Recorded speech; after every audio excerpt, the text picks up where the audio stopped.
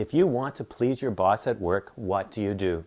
Well, you probably work harder, work longer hours, ask for more assignments and more difficult assignments, and you hope that your boss will notice and he'll be happy with you, might even give you a raise, or if he's very happy with you, he might ask you out for lunch or even dinner, and the ultimate is he might want to hang out with you at maybe a sporting event. Then you know that you've really arrived. But Christians think that the kingdom of God works the same way. And they think that to please God, they need to work harder for Him, work longer hours, take on bigger and more difficult ministry assignments, hoping that God will notice them, be happy with them, perhaps answer a prayer, and maybe even hang out with them. But this creates a life of continuous struggle because you never know if you've worked hard enough. You never really know if God's pleased with you if you have that mindset. And it's a continuous, unpleasant struggle. But the kingdom of God is exactly the opposite. If you want to please God, you start by hanging out with Him. You see, Jesus wants to have a personal relationship with you. That's His #1 priority. And relationship is so much more important to Jesus than what you do or even your spiritual gifts. So how do you achieve that kind of relationship which does please God?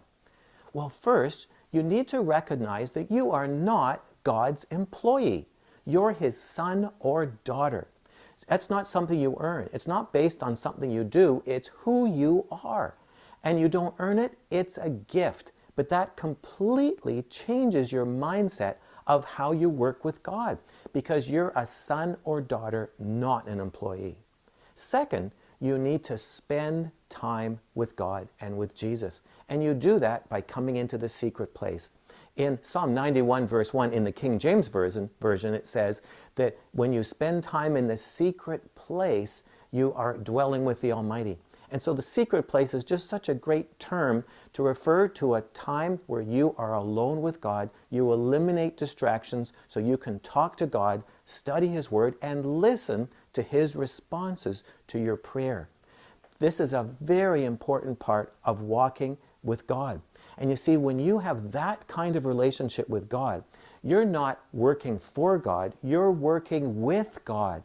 And you're working out of the overflow of the love that you're feeling from Him.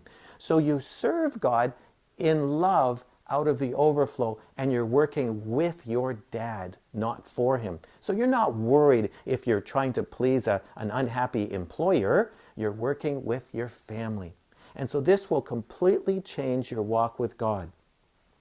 And one of the tools that I use that has really enhanced my time in the secret place is a book called Jesus Calling. It's a devotional book, and there are short messages for every day of the year, and it's a direct first-person conversation with Jesus. So I recommend it to all my counseling clients because it is such a great way to start your time in the secret place.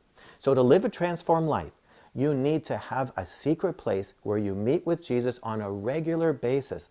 Don't let your relationship with Jesus get stale and go back to being an employee. So now I want to hear from you.